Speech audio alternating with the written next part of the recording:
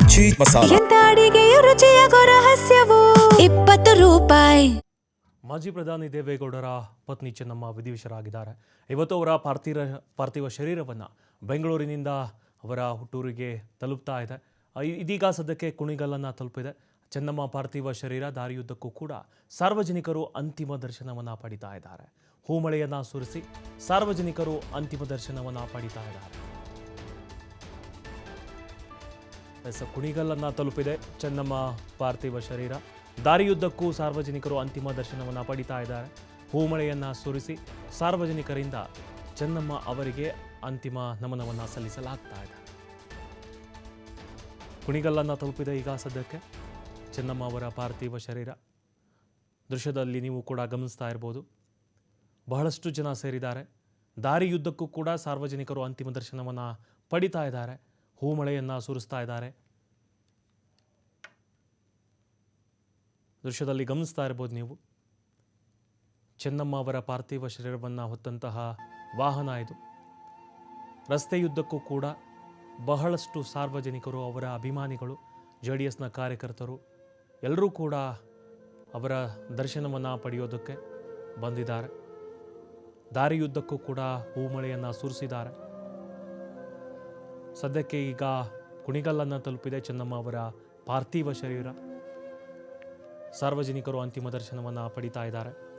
ಬಹಳಷ್ಟು ಭದ್ರತೆ ಕೂಡ ಇದೆ ದಾರಿಯುದ್ದಕ್ಕೂ. ಎಲ್ಲರೂ ಕೂಡ ಅವರ ಪಾರ್ಥಿವ ಶರೀರವನ್ನು ನೋಡೋದಕ್ಕೆ ಮುಂದೆಗೆ ಬಂದಿದ್ದಾರೆ. ಇವತ್ತು ನಾಯಕರಾಗಿ ಕೂತಿಲ್ಲ ಅವರ ಮಕ್ಕಳು ಕೂಡ. ಅಮ್ಮನನ್ನು ಕಳೆದುಕೊಂಡಂತಹ ಮಕ್ಕಳಾಗಿ ಕೂತಿದ್ದಾರೆ.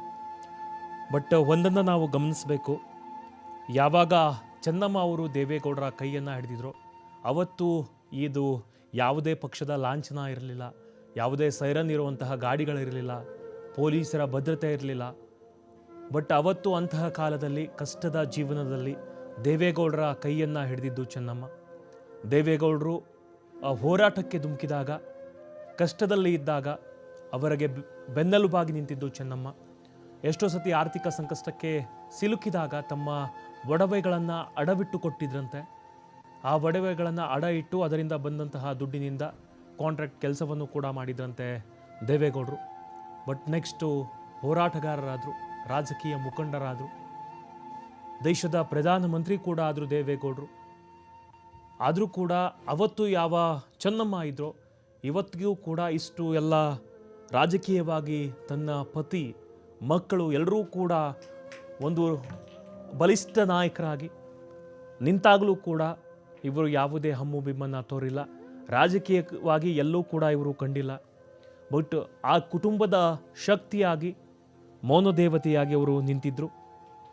ಮಧ್ಯಮ ವರ್ಗದ ಕುಟುಂಬದಲ್ಲಿ ಇದ್ದರೂ ಕೂಡ ಆವಾಗ ಆರ್ಥಿಕ ಸ್ಥಿತಿಯಲ್ಲೂ ಇದ್ದಾಗಲೂ ಕೂಡ ದೇವೇಗೌಡರ ಕೈ ಹಿಡಿದಿದ್ರು. ಈ ಸೈರನ್ ಗಾಡಿಗಳು, ಯಾವುದೇ ಲಾಂಛನಗಳು, ಸೆಕ್ಯುರಿಟಿ ಆವಾಗ ಇರಲಿಲ್ಲ. ಈ ಒಂದು ವೈಭೋಗ ಆವಾಗ ಇರಲಿಲ್ಲ. ಈ ರಕ್ಷಣೆ ಇವಾಗ ಕೊಡುವಂತಹದ್ದು ಆವಾಗ ಏನೂ ಇರಲಿಲ್ಲ, ಯಾವ ಸ್ಥಾನಮಾನ ಇರಲಿಲ್ಲ. ಅಂತಹ ಸಮಯದಲ್ಲಿ ಇವರು ಅವರ ಕೈಯನ್ನು ಹಿಡಿದಿದ್ರು.